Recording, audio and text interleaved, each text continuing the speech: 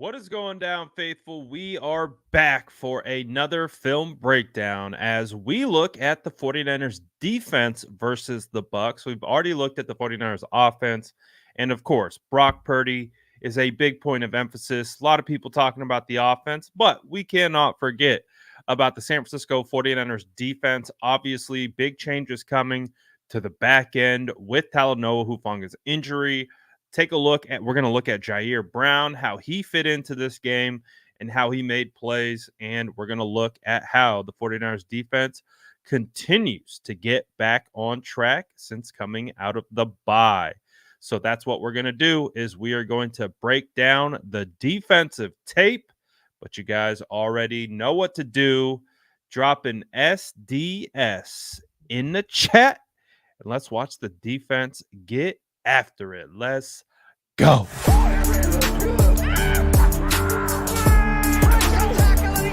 Smash that like button if you haven't already. Love to see it.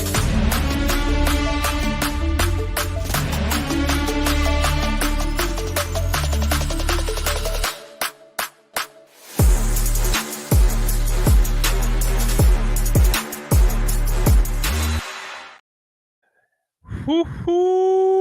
It's a short week, so things are busy around here.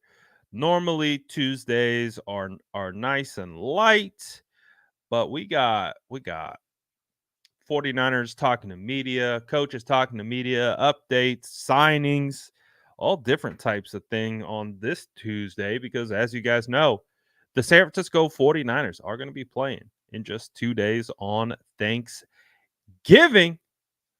So, hey, we got it. That means we're in hyperdrive.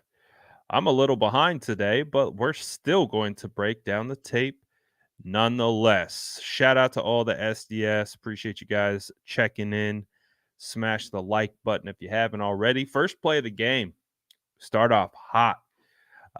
Almost an absolutely phenomenal interception by Diamador Lenore, who has quietly not given up a touchdown in like some crazy number of snaps. It's been like almost like what, 300, 400 snaps since Diamador Lenore has given up a touchdown, and he almost snags a sick pick right off the bat against Baker Mayfield. So 49ers defensive backs getting back to what they do best. Clamping. That's a good, and they really didn't go after Diamador a whole lot throughout the day. This particular one, cornerbacks show up again. This time it's Mooney Ward with the run support. Seeing Moon, that's one of my favorite things about Mooney Ward. It's one of my favorite things about the San Francisco 49ers cornerbacks is they are going to be active in the run. As you see Mooney Ward crashing right behind Nick Bosa as tight end tries. I mean, this is just a stupid block for a tight end to have to make to try to have to cut off an inside shaded Nick Bosa when they're pretty much running. Yeah, that's a tough ask for any tight end. And tight end didn't do anything. Bosa gets a piece, and then you can see Charvarius Ward is right there to clean it up. So not bad, not bad. One of the things that I really like about watching the defense is we get some pretty aggressive looks. I mean, since they came out of the bye, like a look like this, when you've got 7 on the line of scrimmage, they bring 6 and drop out Fred, and they've got Talanoa Hufanga playing single high, and it's man on man across the board. This look ultimately forces Baker Mayfield to throw a not good pass. So take a look at how flustered he gets, and he just tosses this thing out. There's a lot of bodies around Baker. I mean, look, Eric Armstead was a menace in this game with this swim move. I mean, he really made the rookie's life living hell out here. Look how quickly he just gets off that block, and you're gonna see him win on situations like this throughout the film breakdown. Armstead versus Cody Mauch. Whoo! Welcome to the NFL, Rook. Welcome to the NFL. But again, name of the game, move the quarterback off his spot. If you can't get there, at least move him off the spot. You see that little clutch right there, that little see that? Eric flashing. That's there's people all around him, and that thing just sails on him because there was a lot going on inside that pocket. One of my favorite things to watch on tape is Dre Greenlaw, sideline to sideline speed. Absolutely phenomenal. Dre Greenlaw looks like a missile out here. You're going to see where Dre Greenlaw is going to start this play. Outside shade of the center, and he's just going to go sideline to sideline, make this tackle. Puts White on his back. Something we can't take for granted. Dre Greenlaw's speed on the outside, absolutely fantastic, man. He makes it so hard for these guys to get by him. Javon Kinlaw was a guy who popped up on tape a couple times. This is going to be an example of Javon Kinlaw getting after it. Let me get this queued up. I think I'm on the right play. Next play. So you got Javon Kinlaw. Looks like he's chilling in the A gap. He senses it's going to be a run right, and he's able to get off the block. Watch Javon Kinlaw right here. Fights to the outside, runs down the line of scrimmage, and absolutely destroys the running back. Imagine getting hit full speed by Javon Kinlaw. That dude's a truck. Just dominates. Bang. Kinlaw had some good stuff on tape. Another angle. I mean, Javon Kinlaw is quietly having a really good season. I mean, all things considered, considering I don't think we've seen Javon Kinlaw on the field this long. He's having a good season. He's making plays. He shows up on film.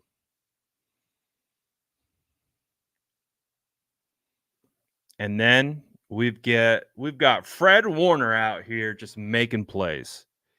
This is a great job by Nick Bosa and Fred Warner. First of all, Nick Bosa, defensive end's job is to play contain. When they say play contain, you don't want anything to get outside of you. So you're going to see Nick Bosa ensure that Baker Mayfield does not get outside of him. You can see that. You can see this kind of relation to where they are on the field, and Bosa immediately take off because he doesn't want Baker to get the edge on him. And so that forces Baker back inside. Why do you want to force him back inside? Because that's where the teeth of your defense is. So then now look, Baker has to go back inside. There's crap everywhere. Then Bosa's able to get the tackle, but then Fred Warner comes in and just punches the ball out. That's a great individual play by Bosa and a great job by Fred Warner to force the fumble. It's really, really, really nice to see this. And what happens when you play fundamentally sound and keeping outside contain as a defensive end, forcing your guy back inside. That's exactly why you play outside contain. And you force your guy back into the teeth of the defense, back into guys like Fred Warner. And that's the result you're going to get when you try me with a sorry quarterback like Baker Mayfield. If you know, you know. If you know, you know. Let's take a look at this particular play.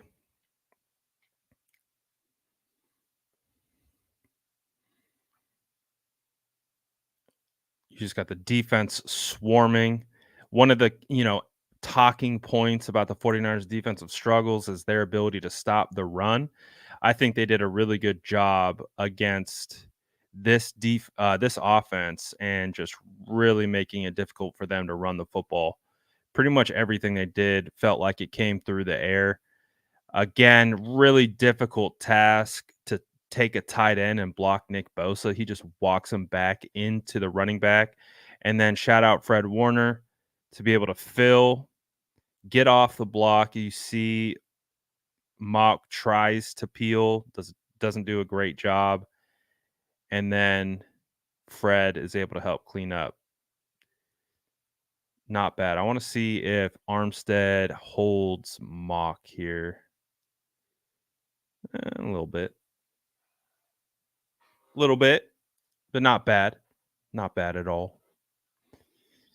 So the run game definitely has improved out of the bye. I mean, the defense in general has just improved out of the bye. Uh, Definitely playing much better than what we saw in a couple of those stretches there. So that's good to see. This one, I just wanted to continue to highlight Javon Hargrave, man. Javon Hargrave flashes every single time you turn on the tape. Watch how quickly he wins with this move.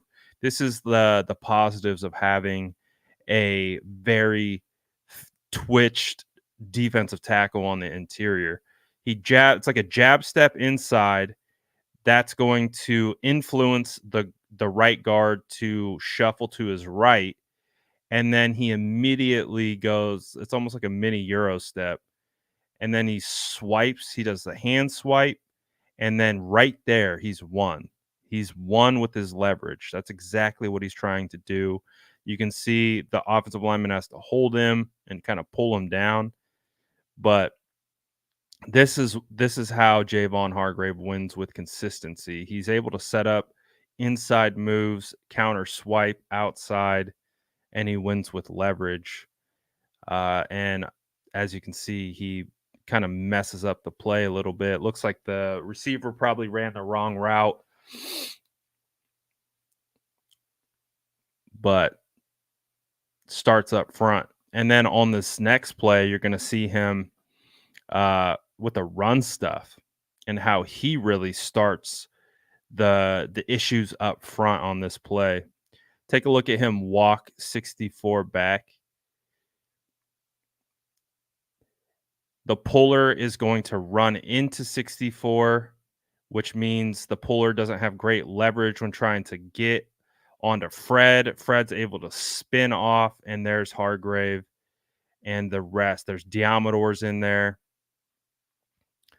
I mean, when you talk about fixing, stopping the run, the 49ers have definitely made those adjustments. And you can see it all starts up front with the trenches and then everyone in the back filling. I love Hargrave, man. Hargrave has been such a great addition to this defense. It's been fantastic. And you want to talk about an addition. Here is Chase Young forcing Baker Mayfield to flush out of the pocket and disrupts the play with the stunt. And anytime you can get a linebacker getting a nice little hit on Baker, that's not bad. So see Chase, they set up the stunt on the interior. That forces Baker to bail out of the pocket. You see that? So Baker wants to hang tight.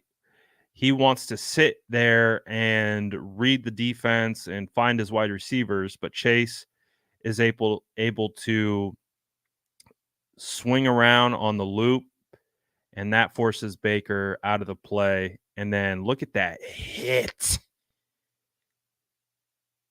Woohoo! That is a hit on Baker Mayfield.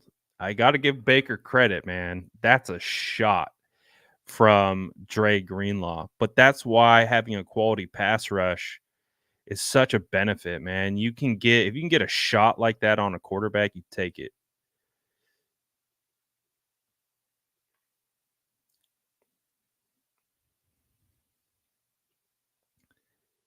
Let's see. So, one of the reasons why early on in the season, like I really focused on the 49ers adding more pass rush is a perfect example, kind of like right here. Like Eric Armstead is going to get the sack, and Eric Armstead does a phenomenal job. But we're going to break it down so you can see how Eric wins and how Chase helps this. So let's focus on Eric Armstead. All right. Obviously, we're going to get Dre. I mean, we got bodies all around the line of scrimmage. I love the look. Looks like Dre. It looks like Fred is going to blitz, but it looks like he's really keyed in on White. But if you watch Eric, watch this swim. Whoop. Watch this swim. It's a double swim. And I posted this screenshot of Cody Malk because he got beat so fast. Like, if you end up in this position as an offensive lineman, that is not good because he got beat so fast. And then Eric Armstead's able to do it again. But if you notice, Baker Mayfield comes out of play action. If you look at it from this angle, Baker instantly gets his eyes on this pressure. So you got Chase Young versus Tristan Wirfs, one of the best left tackles in the NFL. It's a pretty steep drop. It's like a pistol formation, play action, and he spins around. And right out of his hitch, he sees that he is in the line of Chase Young. So if Chase cuts this off, he's getting a sack. So Baker has to readjust and get around that. You see, Chase gets a hand, and then Eric Armstead cleans it up. Having just and this isn't a stunt. This is just straight speed. This is just straight speed up the field. And that's one of the best left tackles in the NFL. And that's why when you have a quality bookend defensive ends that can rush the passer, it really allows your other guys, like on the interior, who can win to clean up. And so that's why you move Baker off his spot. Eric Armstead's already winning, but it didn't allow Baker to bail out of the pocket, didn't allow Baker to do anything, then try to step up and out, and Baker stepped right into Eric Armstead. So it's just a good example of having Chase Young out there, what he brings to the table, and just why it is such a benefit to have bookend pass rushers that can bring speed. Um, it's a big difference. On this one, I wanted to highlight Ambry Thomas's coverage. So you're going to get Ambry Thomas one-on-one with Mike Evans at the top of the screen. Baker Mayfield sees it. He wants it the whole way.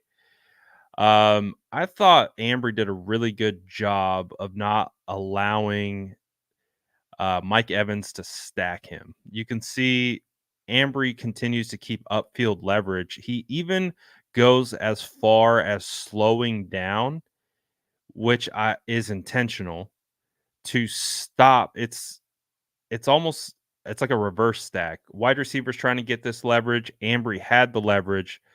His eyes are back towards the football. He starts to slow down.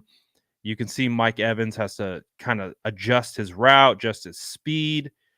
That's a really good job of, taking away a go ball to Mike Evans. And it's funny because if Ambry probably doesn't slow down here, which I would say is the correct thing to do, you want to adjust the timing of the route.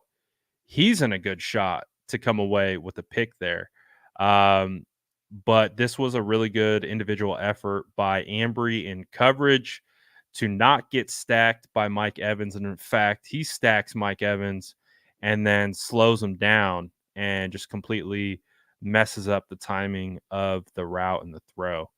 So good job. Good job, Ambry. I'll take that all day from Ambry Thomas. That's good stuff. As Nick Bosa gets absolutely mugged. That's one of the things that I noticed about Nick Bosa this game. This tackle, I think it's Godecki, 67, was just those hands were real grabby on Nick Bosa all game.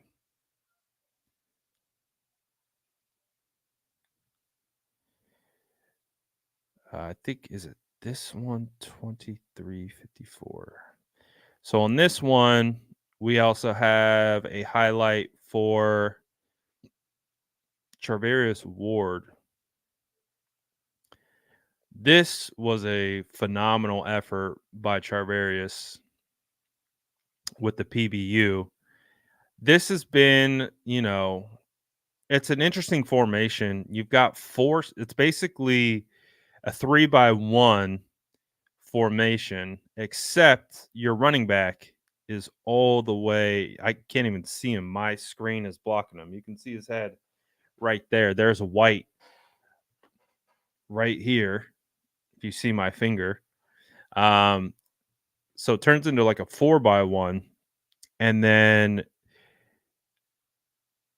they get man coverage, and this is like one of those slot fades. That's kind of what it looks like. It's what it looks and feels like to me. It feels like a slot fade. And we've seen the 49ers get burnt a couple times in that scenario. So it's just a great job by Mooney Ward to stay in phase. And to be honest, it's a great throw. I mean, the placement of this thing, that's a good throw. I mean, you can maybe, I don't know, try to pull the receiver away from Ward a little bit, but I mean, that placement is pretty darn good. And Charvarius Ward does a great job of identifying the wide receiver going up for the ball, gets his eyes on it, and sticks his hand right in between and is able to get that ball jarred out. So that was a really good job by Charvarius Ward on that play to force that PBU.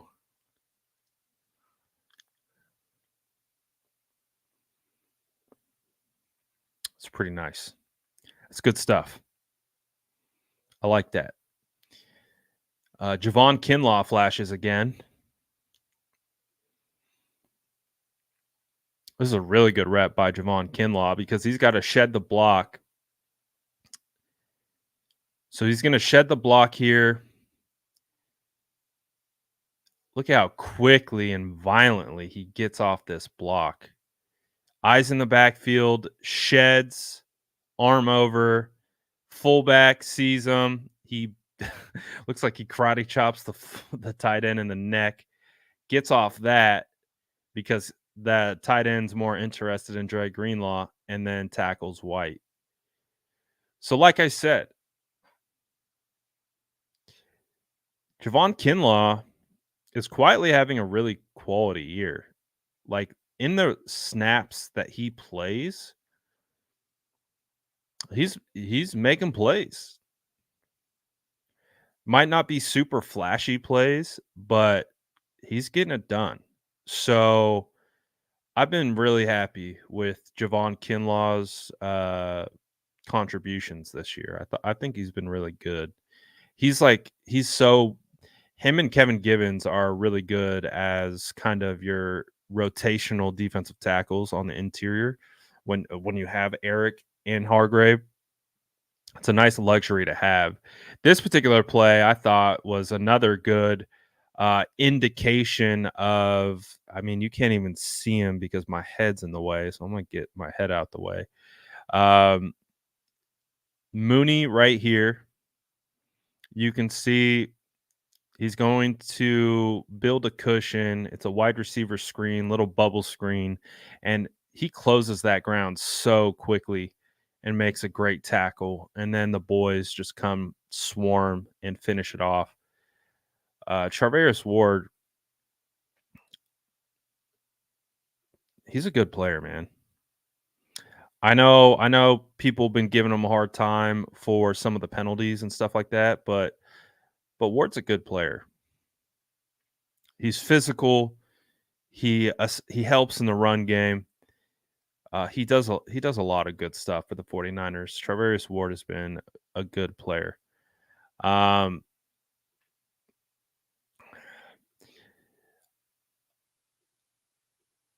I'm gonna ask you guys. I don't want to like show the Talanoa Hufanga situation. Um, the point of showing that particular play where Hufanga got hurt was just like again to showcase how this game of football is literally a game of inches. Like the 49ers were this close to affecting that play from not happening. I don't want to show what happened with Hufanga. What I was going to show was more so just like how just thin of margin things can be and how things can change. If you guys want to see it, let me know in the chat. If you don't, I won't show it. Again, it's a crappy situation because Talanoa Hufanga goes officially on IR today. So, you know, and we've lost him for the year. So it really, really sucks. I want to get it queued up right. So I just want to show like how thin of margins things can be in the NFL. So all right. So this is a play where we lose Huff for the season. Play action. I mean, look at this leverage right here with Bosa. Forces Mayfield back up. Look at how close Chase is from knocking this ball out. He grabs this shoulder. If I think I really do think if Chase, obviously because Mayfield, by the time Chase begins to reach, Mayfield swings his shoulders around to get this throw off. If And I mean, it's really hard. Like, it's not at all anything for Chase because Chase is aiming for this shoulder. But as he's aiming for that shoulder, Baker has to shift into throwing position. And as Baker's getting ready to throw, Chase is literally on his back. Like, look at how close Chase is from knocking this ball out. And then he completes it to White. Like that is literally how close this play was from Talanoa Hufanga being fine to what the current outcome is. Again, I don't want to show. And first of all, Talanoa Hufanga is an absolute G. The dude, we know what happened. He immediately stands up and walks off the field like nothing happened. He tears his ACL, walks up like I'm like, damn, dude, that is crazy. Um, to be able to do that. But again, the point of it was just like I was watching this and I was like, wow. Like Chase is literally on his back. And if he was just able to get a piece of that ball, you know what I mean? Like, again, it's nothing on Chase. I don't want to make that come across at all. Chase is doing his job. I mean, he beats two guys basically. It's just that's again, they say it's a game of inches for a reason. The margins for crazy things to go go down is just it's insane.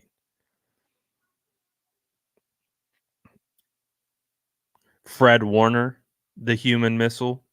Man, we got the fastest linebackers, dude. Fred closes on this thing so quickly.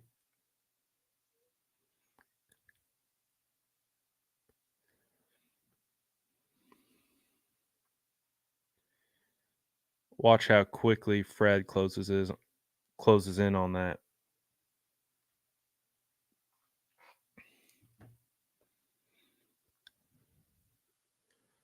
Speed, speed, and more speed.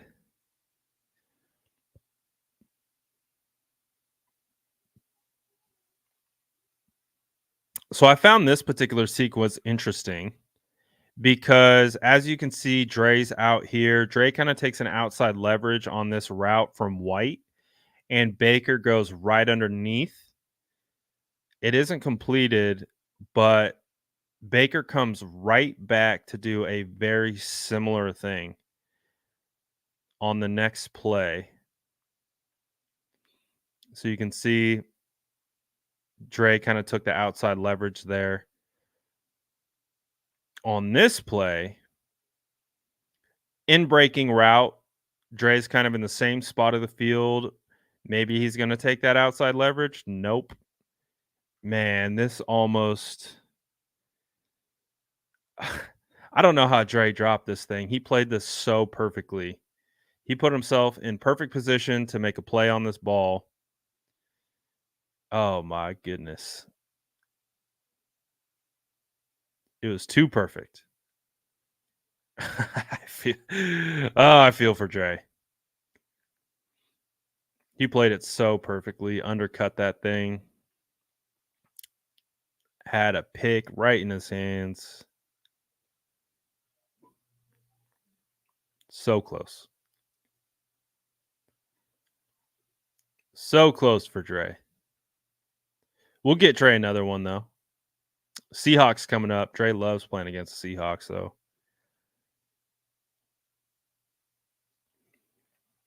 This one we get a nice little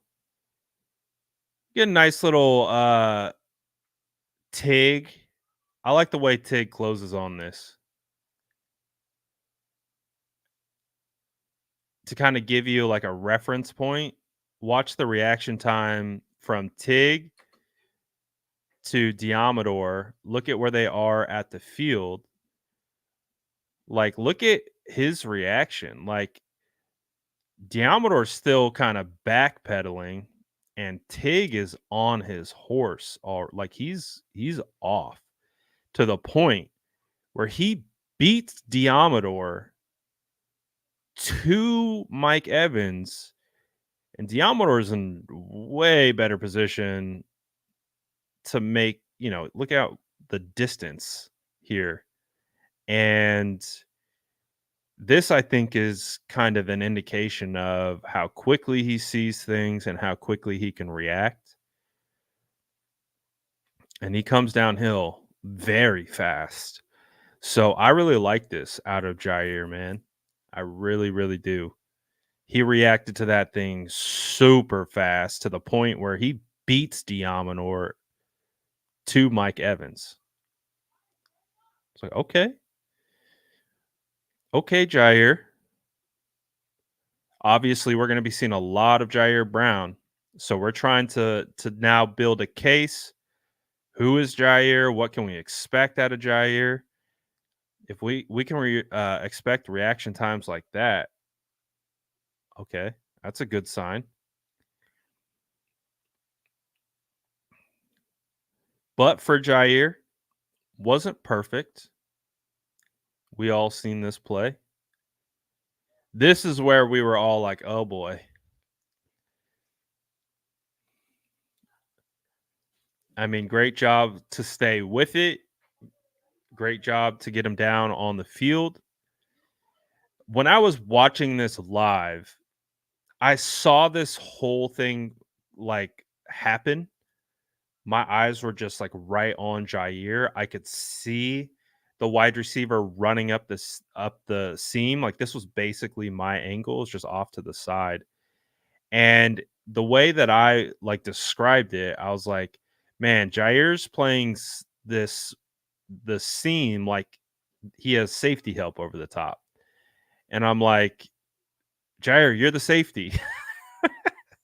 You know what I mean? You see how he kind of steps up. Obviously you have Git back there, but just kind of gave up that inside leverage and then it's instantly trailing. It's like, uh-oh. But as we know, Jair makes up for it.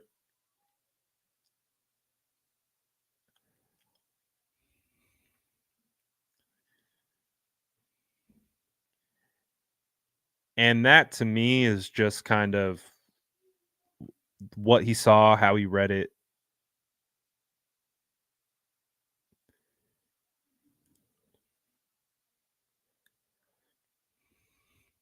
You can fix that. More experience will fix that.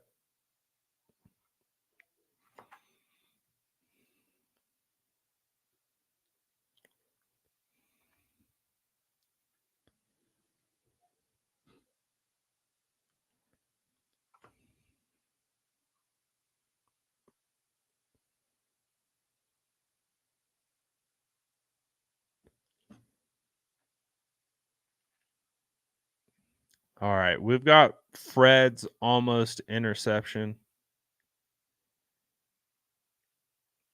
If Fred would have caught this would have been so sick. I think this is it. No, it's not. Oh, I'm way ahead of it.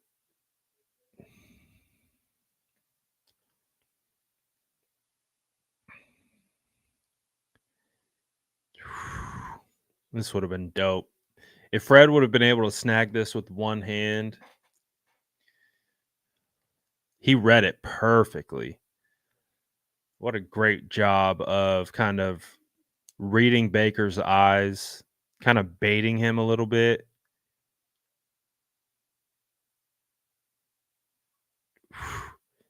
That would have been sick.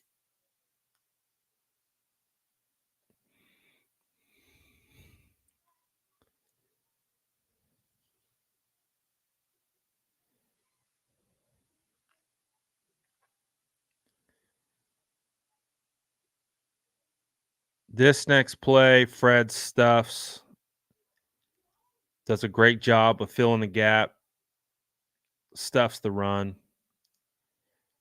This is what you like to see. One of the things to note here is this is what you want to see from your defensive tackles. Like you want to see them eat up double teams. You don't want to see these offensive linemen peeling the backer because as you can see, Fred flows to the right. And so the left guard thinks he's going to peel, and then Fred undercuts it, and that screws them up completely. And he finds himself one on one in the hole with White. So that's just a great play by Fred to sell like he's flowing over the top. 64 is going to peel, but then he's like, oh, wait. Fred goes underneath that. And that's a good job. That's a really good job.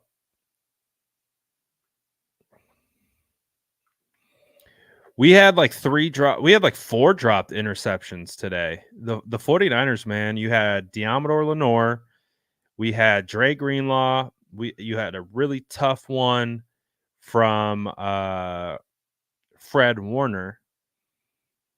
But then you almost had this one to Sean Gibson. This should have been an interception. I lied.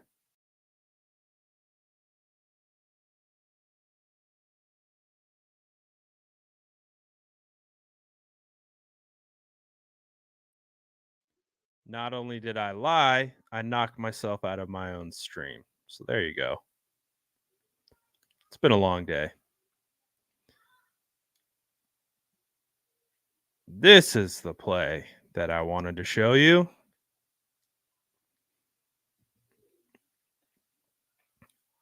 The almost interception from Tashawn Gibson. Almost had it.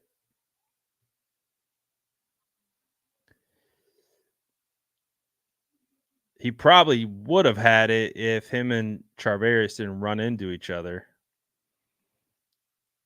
but almost had that one. But that sets up Ji'Ayir Brown to have to make a play.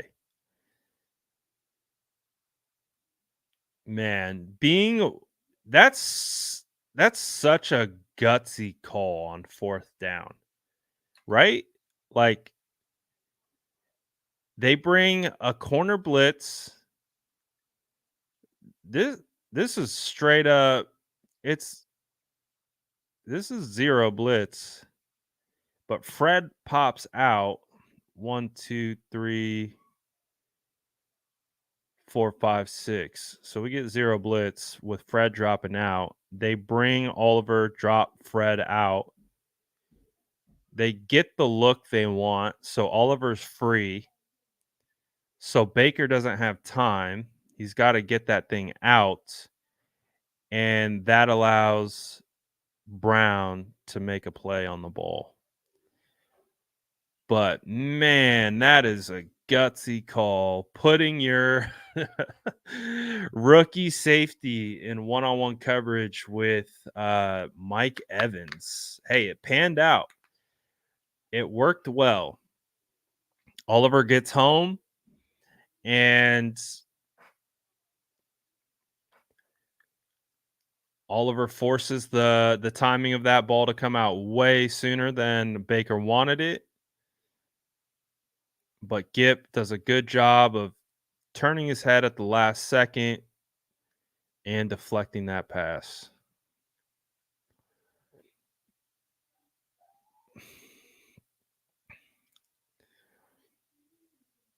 So not bad. Not bad for the rookie. Then they find themselves in this position again. And I didn't even catch this one during the game, but this is a good hit by Jair. Take a look at this. Tight end bobbles it a little bit, but Baker put it on him. That should have been a touchdown. But Jair helped get that thing out. As you can see, the tight end didn't have a good grip on this. He was juggling it, but the hit made sure that he didn't come down with it.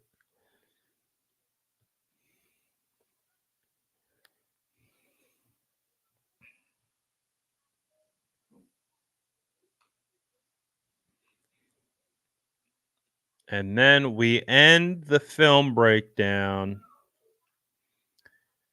with the noggin INT.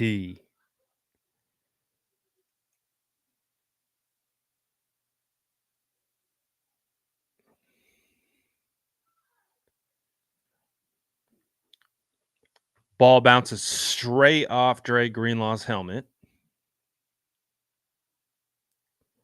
And Ji'Ayir Brown secures it.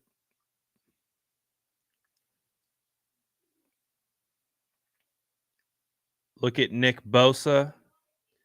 Drop the tackle right into Baker's lap. Chase Young is right there trying to swipe at it. All over Baker. Off the helmet of Dre Greenlaw. Right into the hands of Ji'Ayir Brown.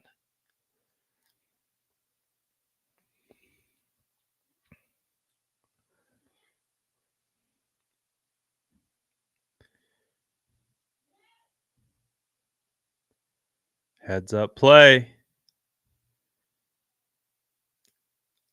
I mean, look at Baker getting swarmed by Chase and by Bosa. That's not bad. That's not bad. So Chase Young, exactly what the doctor ordered. San Francisco 49ers, man, the pass rush is back. Just really helped the group. Um, y'all notice Fred points where the play is going or ends up almost every time. That man watches tape. He studies tendencies.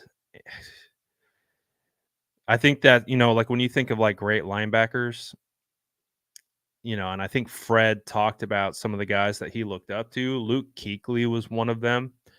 The former Panthers linebacker.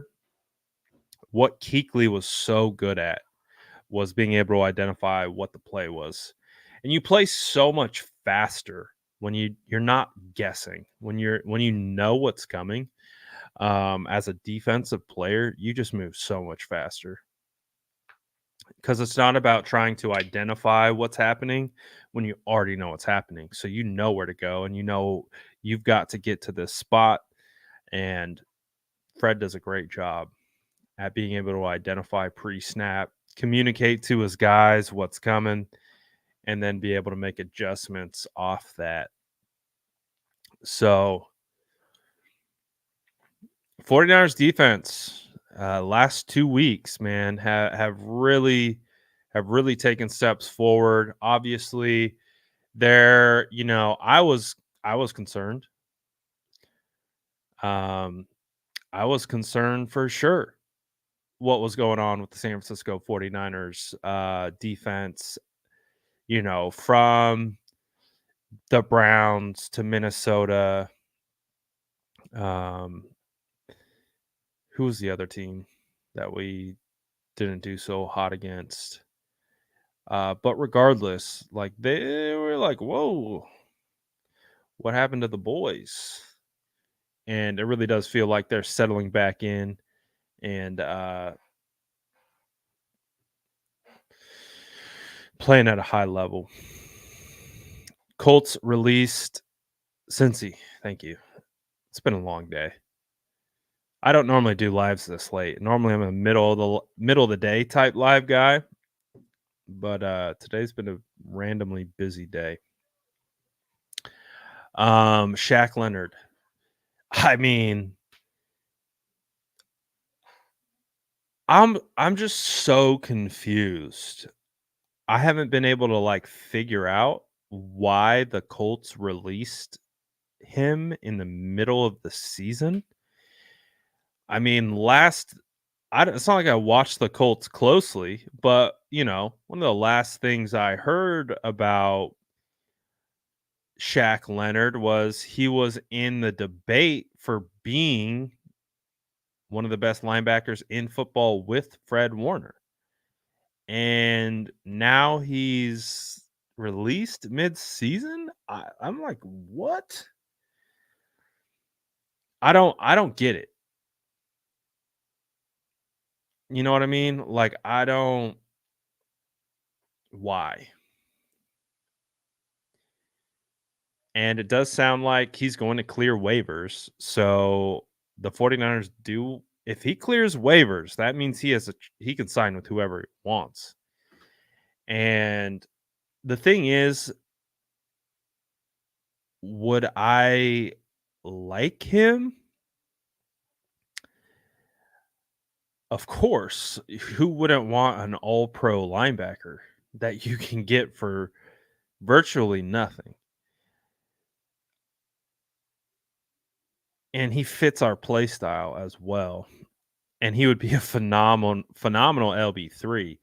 But I think that's just the thing he's got to weigh out, right? That's what he's got to weigh out. He's got to weigh out. See that I don't know, man. Like I just don't know. I'm like it's one of those things for them to let go of a guy like that. To me it feels like if the Seattle Seahawks were just like, "Oh, it's week 12, we're releasing Bobby Wagner." I'd be like, "What? Like why?" I don't watch Colts football, so I have no idea. I have no idea how he's been playing. Um, I know he's he's a pro, and when I say pro, like he's a leader. He's a guy that the Colts love. That's why I'm so confused. I'm so confused by the move. I don't understand it. I don't know how to think about it. I'm like, is there something wrong with him? Why would you just flat out release him? Does that mean they were trying to trade him at the deadline and nothing happened? I know he's got a big payday, and I think that's why he cleared waivers is because he was making like quarterback money. But again, like I don't I don't understand why they released him. So the thing that Leonard has to decide is obviously playing time and what kind of team does he want to play for and money.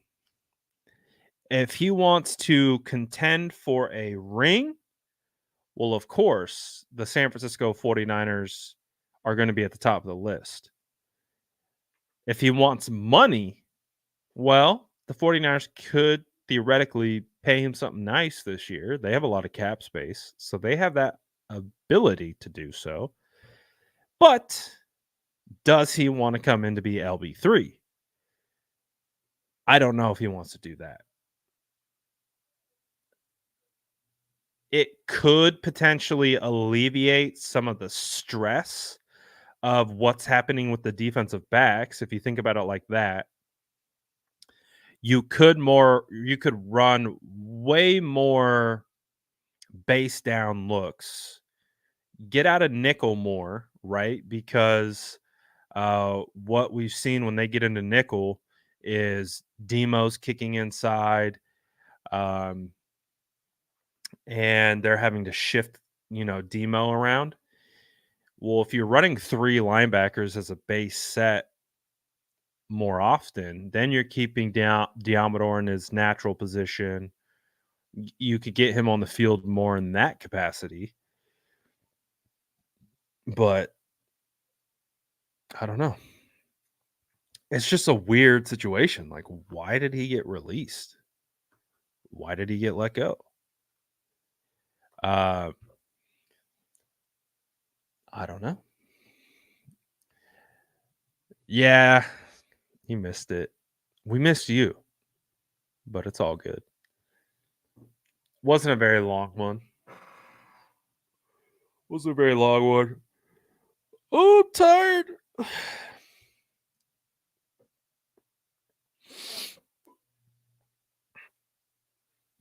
So we'll see. We'll see what we got. Tomorrow is a weird day. Tomorrow's a very weird day because it's Wednesday, but it's the day before our game. So I don't know. I got a couple things that I got to figure out scheduling wise. I think State of the Franchise should still be on, but there's some things percolating that I got to figure out. Um, so we'll see. We will see what tomorrow looks like. It's a weird Wednesday. It's a weird Wednesday. Do we got to do score predictions tomorrow? I don't know. It's a weird Wednesday. And then all of a sudden it's Thanksgiving. So short weeks, always fun. But it's a jam-packed one. And we got Thanksgiving on Thursday. It's so wild. I can't believe Thanksgiving's already here. I can't believe it's week 12. I can't believe Thanksgiving's already here. Can't believe the Bird Gauntlet's about to start. Time is flying. Time is flying, man. I guess that's what happens when you get old. Time just moves too fast. So we got a game on Thursday. And that means Thanksgiving's on Thursday. That's crazy. A programming note for Thursday though. I will be doing post-game show on Bleacher Report after that particular game. That's going to be an interesting one because I'll be co-hosting with a Seattle Seahawks content creator. So that's going to be interesting. But we'll see.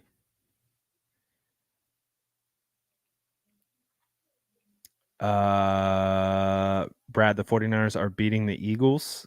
I see a lot of confident 49er fans after watching that game last night. I don't like getting over my skis, especially with the Eagles. You know, I just that was a weird game. First of all, because it was raining. The rain clearly was affecting the game early on, and we've seen the 49ers and the rain affect the 49ers this season. Jalen Hurts didn't do anything for like 3/4 of the game, and then gets a rushing touchdown. I don't know. I'm not looking past the Eagles, man. I'm not looking past the.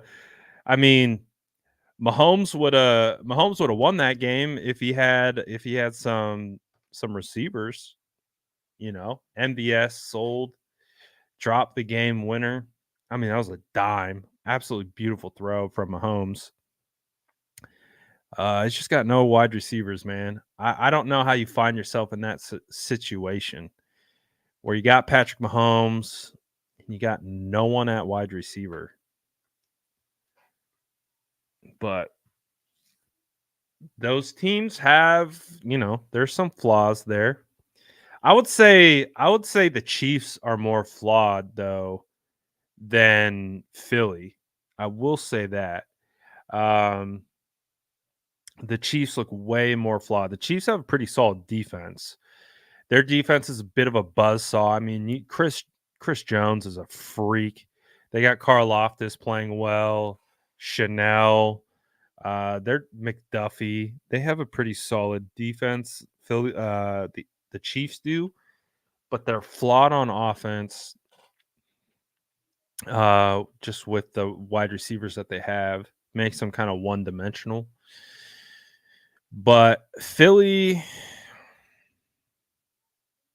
I don't know. Whatever it is, feels like it's going to be a good game, though. Whatever it is, feels like it's going to be a good game. I feel confident with how the 49ers are playing that they stack up well against either of those teams. But either way, it's going to be a dogfight. Either way, it's going to be a dogfight. So, going to be interesting to see. I mean, we got Eagles. What is good about having Seattle on the short week is we get extra time to prepare for the Eagles. So we get the mini bye basically after Thanksgiving, and then we get extra rest, 10-day turnaround before we play the Eagles. So, I mean, you talk about I'm very thankful that we're playing Seattle on Thanksgiving and not the Eagles on Thanksgiving. Playing the Eagles on a short week would suck. So we'll see. We'll see what happens. But the bird gauntlet is upon us. So get ready. The meat of our schedule is here. Seattle, Philly, Seattle, AZ, and then the Ravens. Woo! All right. But this is the fun part. This is now where we are focused on the playoffs. We got one eye on the playoffs. We're looking at the seeding, and we're seeing what the 49ers can do. But it's go time, baby. It's go time. We're 1 week away from December football when it all matters. 49ers get this win against the Seahawks. They've got 6 games left that decide their playoff seeding. It's going to be big. Gonna be big, big, big. So I'll see you guys tomorrow, per usual, doing our content thing. I would assume, and I'll let you know if anything changes. But hey, we'll get after it and continue to have fun as we get ready for Thanksgiving and the 49ers against Seattle. Someone asked about the hat. Go to residency.com, use the promo code, the SF9ers, get a little discount. That's where we get all the SF hats. Shout out Residency. Shout out to all the SDS. Appreciate you guys, as always, for tapping in. I'm out of here for now. I'm dreaming of cooking some birds. You know what I mean? All right, guys. I'm out of here. Enjoy your night. Peace.